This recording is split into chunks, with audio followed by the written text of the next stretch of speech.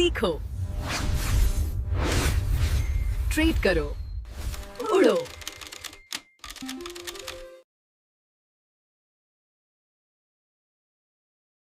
Option buying दुनिया का सबसे मुश्किल काम है। आप पूछेंगे क्यों? क्योंकि यहाँ पे आपका दुश्मन सिर्फ मार्केट का डायरेक्शन नहीं है, बल्कि यहाँ पे सबसे बड़ा दुश्मन है टाइम। आप जब एक कॉल खरीदते हैं, मार्केट थोड़ा सा ऊपर जाता है तो आप बहुत खुश हो जाते हैं। फिर मार्केट 15 मिनट के लिए साइडवेज हो जाता है और जब उसके बाद अपना प्रॉफिट एंड लॉस देखते हैं, पता चलता है कि आपका प्रॉफिट तो गायब ही हो चुका है और इसे हम कहते हैं थीटा डीके। देखिए, आपका प्रीमियम बर्फ की तरह पिघलता रहता है। ज्यादातर ट्रेडर्स इसलिए लॉस नहीं करते कि उनका व्यू गलत था, बल्कि इसलिए वो लॉस करते हैं कि उनका टाइमिंग और स्ट्राइक प्राइस गलत थी। दोस्तों, वो सस्ता ऑप्शन यानी ओटीएम खरीदते हैं और वो जीरो हो जाते हैं। नमस्कार दोस्तों, मार्केट उड़ान में आपका स्वागत है। आज हम थीटा डीके को हराना सीखेंगे। आज हम मास्टर करेंगे एटीएम ऑप्शन बाइंग स्ट्रेटेजी और आपको मैं सिखाने वाला हूं द मोमेंटम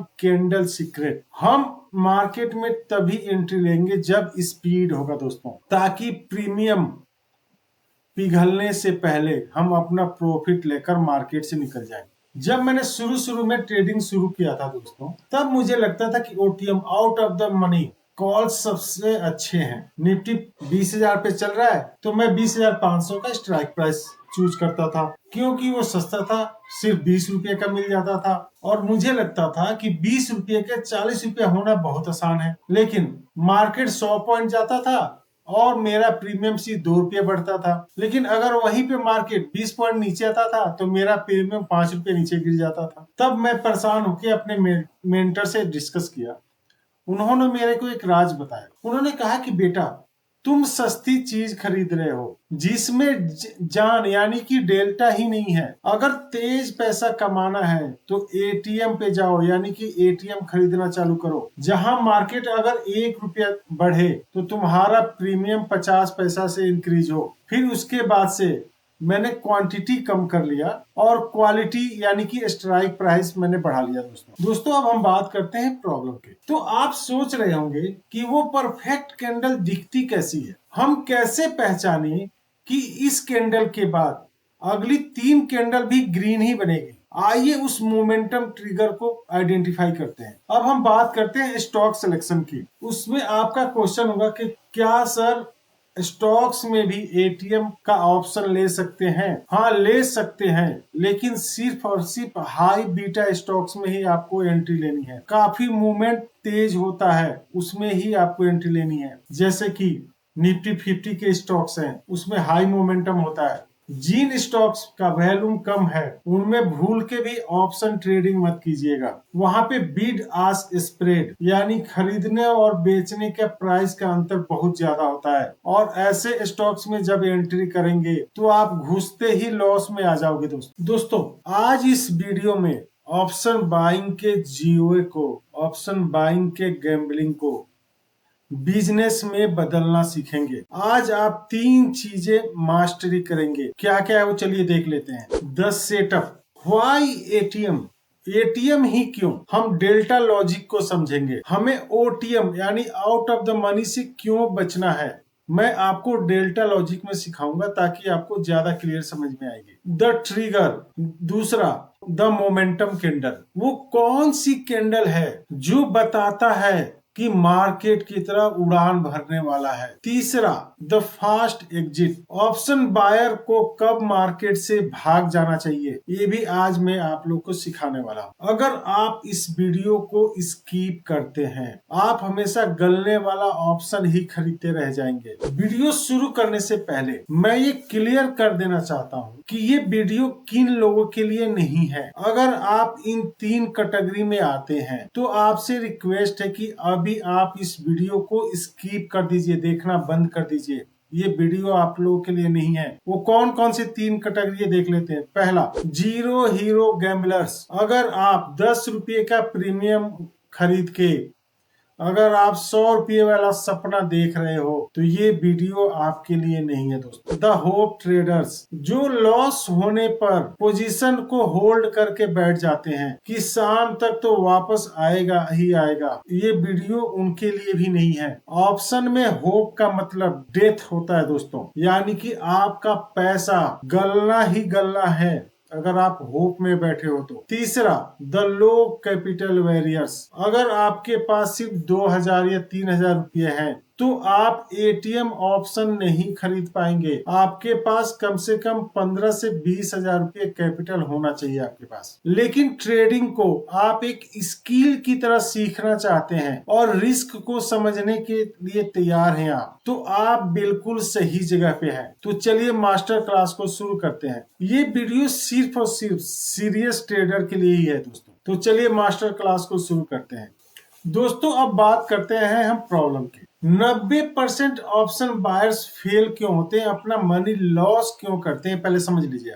क्योंकि मार्केट के साइड होने पर भी वो ट्रेड में बने रहते हैं। ऑप्शन बायर का दोस्त ट्रेंड नहीं है दोस्तों, ऑप्शन बायर का दोस्त मोमेंटम है, यानी रफ्तार है। अगर मार्केट धीरे धीरे ऊपर जा रहा है तो भी आप एज ए ऑप्शन बायर पैसा नहीं कमा पाएंगे। हमें एक एक्सप्लोजन चाहिए और वो एक्सप्लोजन को पकड़ने के लिए खास पैटर्न की जरूरत होती है दोस्तों, जिसे मैं कहता हूं द मोमेंटम कैंडल। अब मैं चार्ट पे चलता हूं, दिखाता हूं 90% बायर, ऑप्शन बायर कैसे फंसते हैं। देखिए अगर मैं बात करूं, ये देखिए इस कैंडल पे देखिए, अगर मैं बात करूं, मैंने यहाँ पे देखिए, पहले समझ लीजिए चार्ट में क्या है। ये देखिए मैंने जनवरी का फ्यूचर का चार्ट लगा रखा है और मैंने जनवरी का 6 जनवरी का 26,400 का मैंने कॉल लगा रखा है।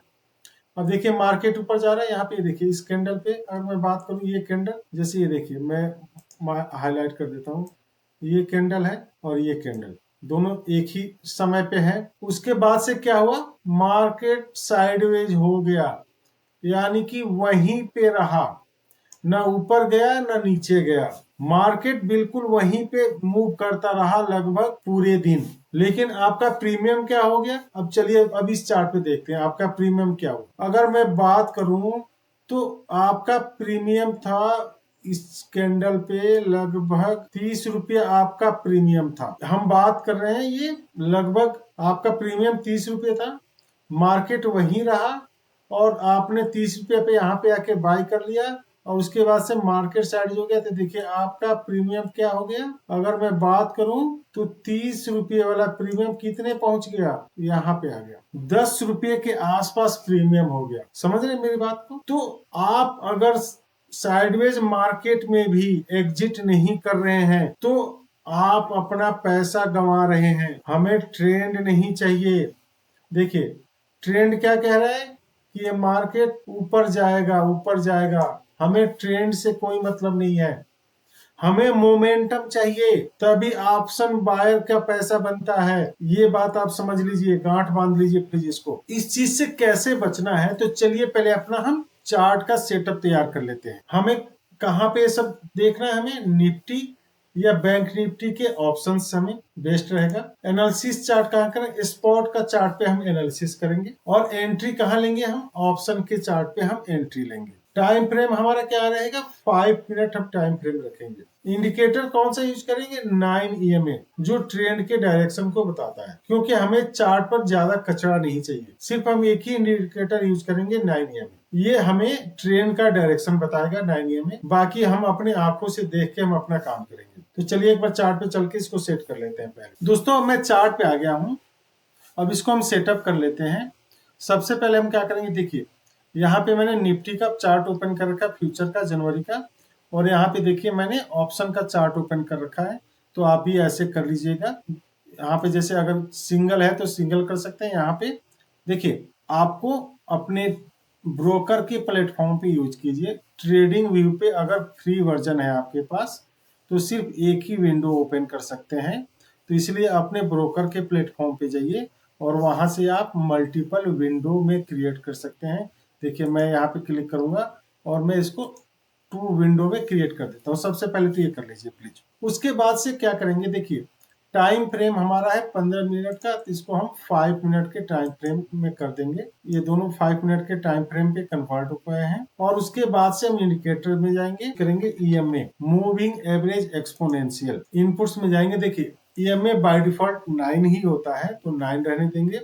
स्टाइल में जाएंगे और इसको कलर ब्लैक कर देंगे और नीचे आके थिकनेस इसकी इंक्रीज कर देंगे और फिर ओके कर देते हैं। ठीक है दोस्तों, और इस पे भी दूसरे ये ऑप्शन के चार्ट पे भी हम EMA इंडिकेटर लगाएंगे, EMA मूविंग एवरेज एक्सपोनेंशियल, इसको क्लिक करेंगे और इसकी भी सेटिंग कर लेते हैं। इनपुट्स में बाय डिफॉल्ट 9 है, 9 ही रहने देंगे। स्टाइल में आएंगे, यहाँ पे प्लॉट के सामने इस पे क्लिक करेंगे, इसको कलर ब्लैक कर दीजिए। आप चाहे जो कलर रख लीजिए, कोई दिक्कत नहीं है। और इसकी थिकनेस इंक्रीज कर दीजिए और फिर ओके कर दीजिए। ठीक है दोस्तों, हमारा चार्ट बनके तैयार हो गया है। अब हम बात फिल्टर आउट करते हैं, जो सबसे मोस्ट क्रूशियल है। देखिए, आपका पैसा जब चाहे आप ट्रेड ले सकते हैं, लेकिन ट्रेड लेने से पहले ये आपके लिए जानना बहुत जरूरी है कि ट्रेड कब नहीं लेना है। अगर कैंडल्स बहुत छोटी छोटी बन रही हो, पहला चीज, या कैंडल्स के दोनों तरफ लंबी लंबी विक्स यानी पूंछ हो, तो उस समय आपको ट्रेड नहीं लेना है। इसे हम कहते हैं इनडिसीजन कैंडल। जैसे देखिए, ये सारी छोटी छोटी कैंडल हैं, देखिए, और इनके विक्स भी देखिए, कैंडल छोटी है, दोनों तरफ बड़ी बड़ी विक्स हैं सब में लगभग। तो इस समय ऐसे सिचुएशन में आपको ट्रेड नहीं लेना है। या तो कैंडल छोटी हो या दोनों तरफ विक्स बन रही हो, और तीसरा इंपॉर्टेंट, अगर EMA 9, ये ब्लैक वाली EMA 9 है, अगर ये सीधी जा रही हो सीधी लाइन में, तब भी आपको ट्रेड नहीं लेना है। जैसे इधर भी देखिए, ये आपका प्रीमियम गलेगा ही गलेगा, क्योंकि ये थीटा डीके जोन है। यहाँ पे एंट्री भूल कर भी मत लीजिए, नहीं तो आपका प्रीमियम गल जाएगा, आपका प्रीमियम घट जाएगा। हमें एंट्री तब लेनी है जब बिग बार या मारू बोझी टाइप का कैंडल बने, तब हमें जाकर एंट्री लेनी है, जिसमें बॉडी बड़ी हो और विक्स छोटी हो। अब हम बात करते हैं ट्रैप की। बिगनर्स सबसे बड़ी गलती क्या करते हैं? रनिंग कैंडल में कूदना। जैसे मैं आपको दिखाता हूँ, यहाँ पे एग्जाम्पल देखिए, ये कैंडल ऊपर बना, ठीक है, और नेक्स्ट कैंडल भी ऊपर ही जा रहा था। लोग समझने लगे कि मार्केट ऊपर जाएगा, धड़ाधड़ एंट्री लेने लगते हैं नए जो होते हैं, और कुछ ही मिनट में देखिए एंट्री लेने के बाद मार्केट फिर से नीचे आ गया, धड़ाम से क्लोजिंग इसके नीचे हो गई और ऊपर एक लंबी विक्स डंडी बना जाती है दोस्तों, और आपका स्टॉप लॉस तुरंत हिट हो जाता है। याद रखिए, मोमेंटम असली है या नकली, कैंडल की क्लोजिंग बताती है दोस्तों। इसके लिए कैंडल क्लोजिंग होने का वेट करें। रनिंग कैंडल में कभी भूल कर भी एंट्री मत लीजिए। दोस्तों, अब हम सोल्यूशन की तरफ बढ़ते हैं। अब हम बाय साइड की लॉजिक की बात करते हैं। क्या ऐसी चीज होनी चाहिए जहां पे हमें बाय करना है? तो नोट कर लीजिए प्लीज, नोट पैड में, बहुत इंपॉर्टेंट है। ट्रेंड क्या होना चाहिए? यानी कि प्राइस, यानी कि कैंडल EMA 9 के ऊपर होना चाहिए, और थोड़ी देर प्राइस रुकनी चाहिए, यानी थोड़ा सा कंसोलिडेट करना चाहिए। ये इंपॉर्टेंट है, ध्यान रखिएगा। प्राइस EMA 9 के ऊपर होना चाहिए, और EMA 9 के ऊपर थोड़ी देर तक प्राइस कंसोलिडेट करे या किसी लेवल का ब्रेकआउट दे रहा हो। उसके बाद से ट्रिगर यानी कि मोमेंटम कैंडल बननी चाहिए। और वो मोमेंटम कैंडल कैसी होनी चाहिए?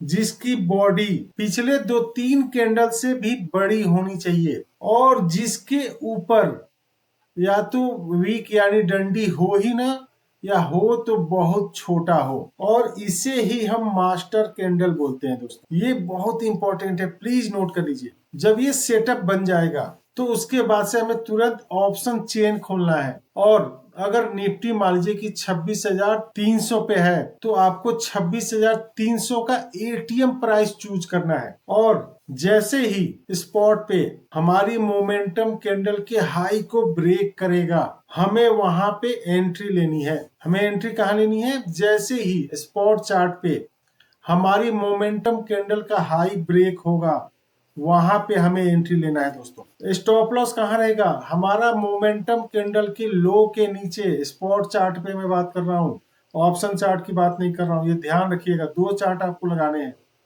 एक साइड में स्पॉट का चार्ट होना चाहिए, दूसरे साइड में आपका ऑप्शन का चार्ट होना चाहिए। और टारगेट क्या रहेगा हमारा 1:2 रिस्क रिवॉर्ड हम रखेंगे। तो चलिए चार्ट पे चलते हैं, वहां पे हम समझने की कोशिश करते हैं। दोस्तों मैं चार्ट पे आ चुका हूं। अब बाय साइड का लॉजिक जो मैंने समझाया था एग्जांपल से समझ लेते हैं। पहले क्या होना चाहिए, कैंडल EMA 9 के ऊपर होना चाहिए। देखिए ये EMA के 9 के ऊपर है कैंडल, EMA 9 के ऊपर कैंडल होना चाहिए और प्राइस थोड़े देर के लिए रुकना चाहिए, यानी कंसोलिडेट करना चाहिए, यानी छोटे छोटे कैंडल बनना चाहिए। जैसे यहाँ पर ऊपर आया और देखिए प्राइस अभी छोटे छोटे कैंडल बना रहा है, यहाँ पे एक जोन में रुका हुआ है। उसके बाद एक स्ट्रॉन्ग ग्रीन कैंडल होना चाहिए। देखिए ये एक स्ट्रॉन्ग ग्रीन कैंडल है, बिल्कुल है। और जो पिछले 2 या 3 कैंडल से बड़ी हो, या तो उसकी वीक ऊपर की साइड बिल्कुल ना हो या हो तो छोटी हो। देखिए इसमें ऊपर की साइड कोई वीक या डंडी नहीं है, ठीक है जी। इसे ही हम मास्टर कैंडल बोलते हैं दोस्तों। इसको ये मास्टर कैंडल है हमारी, ये बिल्कुल। तो हमें एंट्री कहाँ लेनी है दोस्तों, इसके हाई पे हमें एंट्री लेनी है। जब अगली कैंडल इसके ऊपर जाएगी तभी एंट्री लेनी है, नहीं तो एंट्री नहीं लेनी है।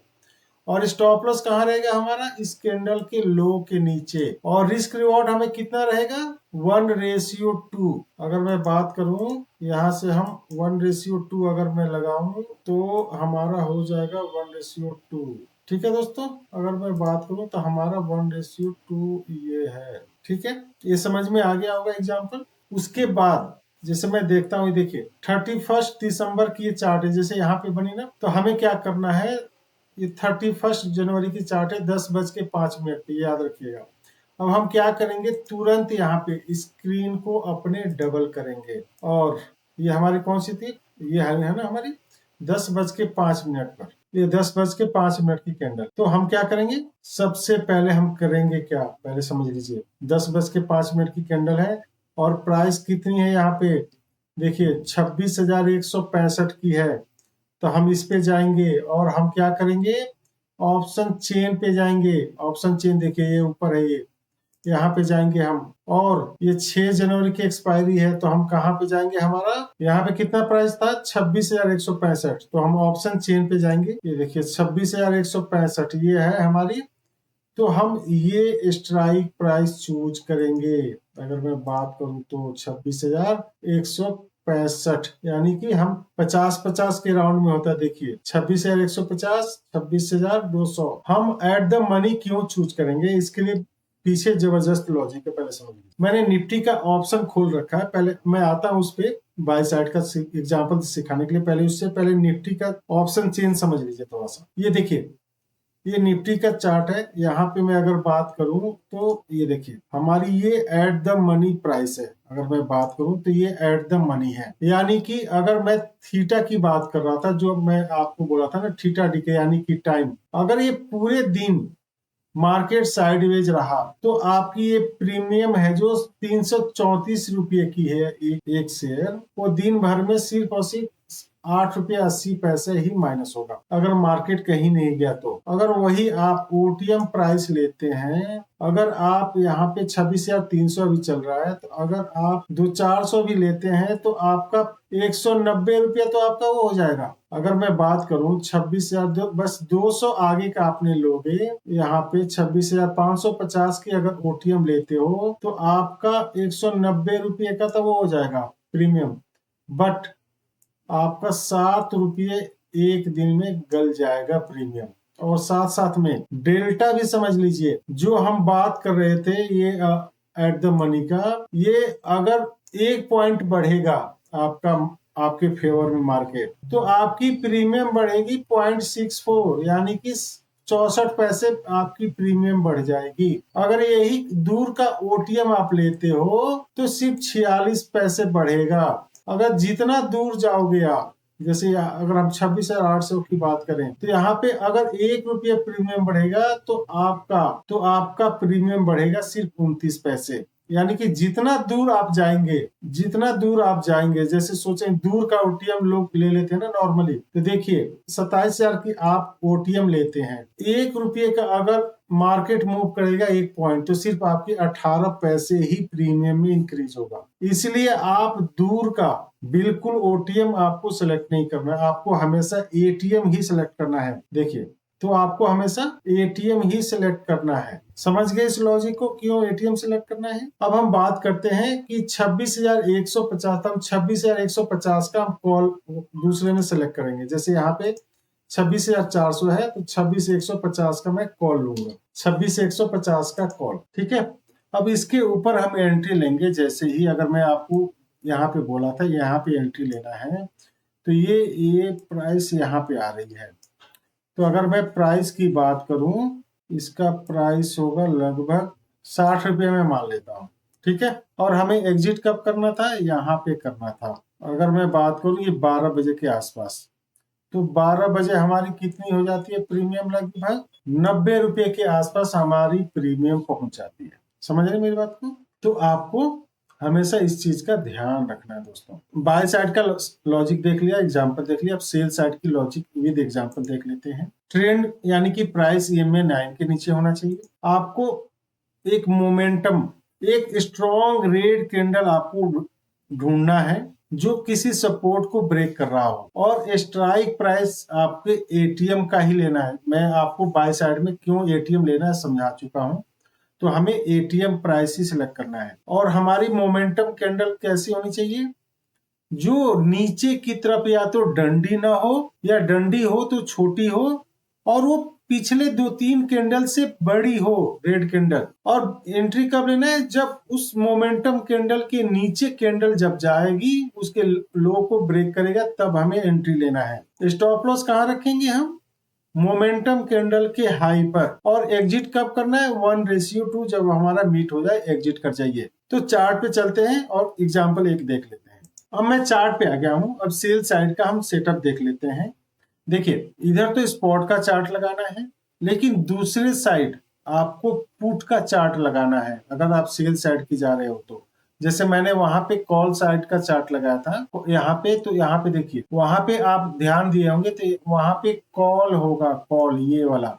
लेकिन मैंने यहाँ पे पुट साइड का चार्ट लगाया, तो आपको पुट का चार्ट लगाना है, ये ध्यान रखिएगा। और देखिए, कैंडल इसके नीचे बनना चाहिए। आया, ये EMA 9 है तो बना, ठीक है। उसके बाद देखिए, थोड़े सा हमें साइडवेज होने देना है, और फिर एक बड़ी रेड कैंडल बनी। देखिए, ये बड़ी रेड कैंडल बनी, जो पिछले 2-3 कैंडल से बड़ी होनी चाहिए, बड़ी है।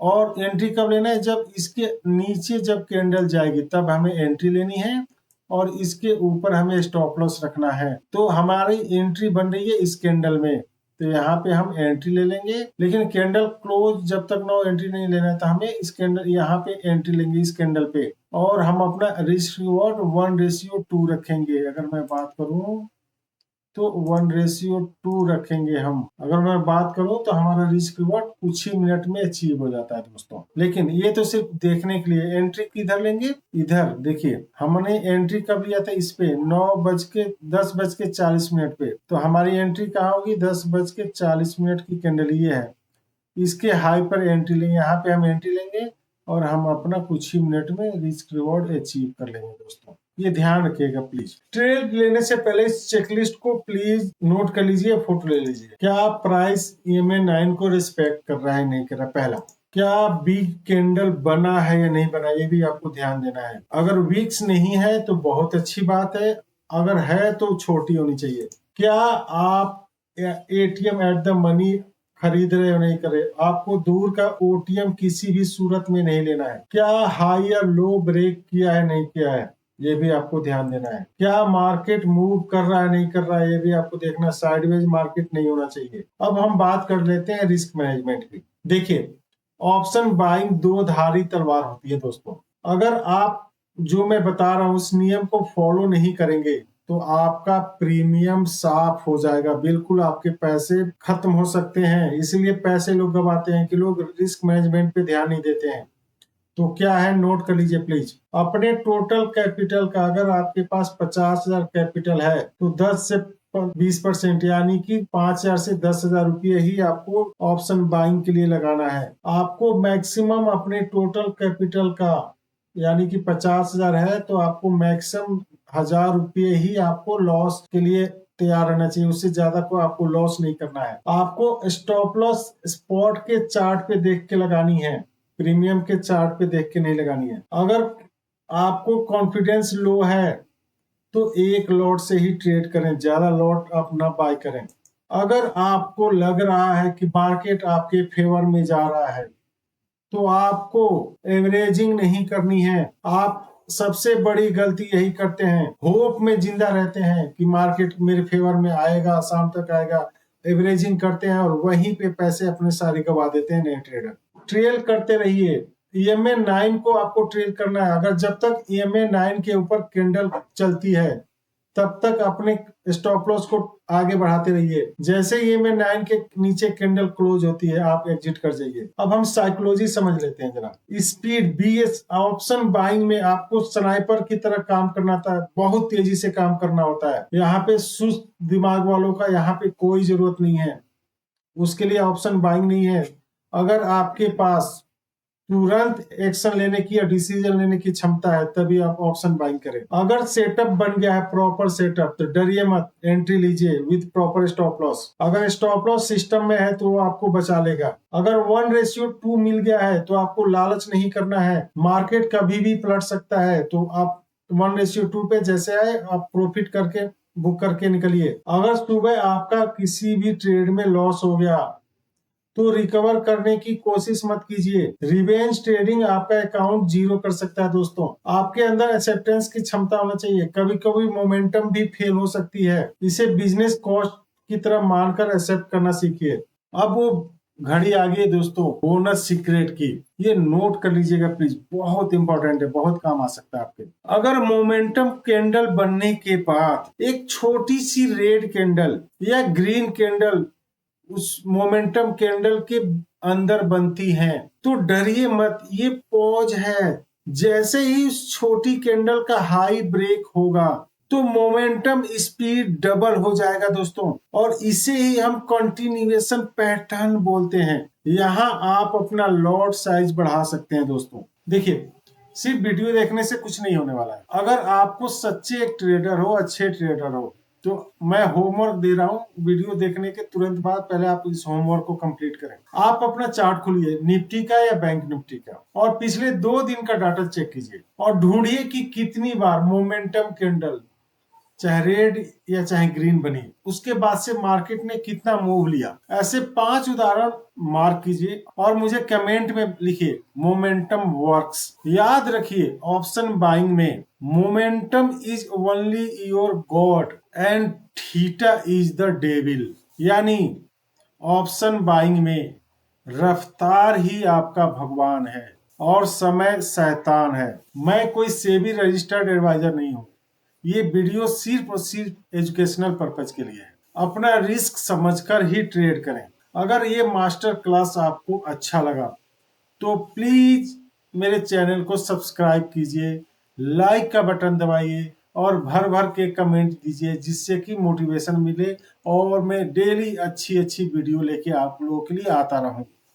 तो मिलते हैं अगले वीडियो में, तब तक मेरे साथ बोलिए लर्न ट्रेड फ्लाई। जय हिंद।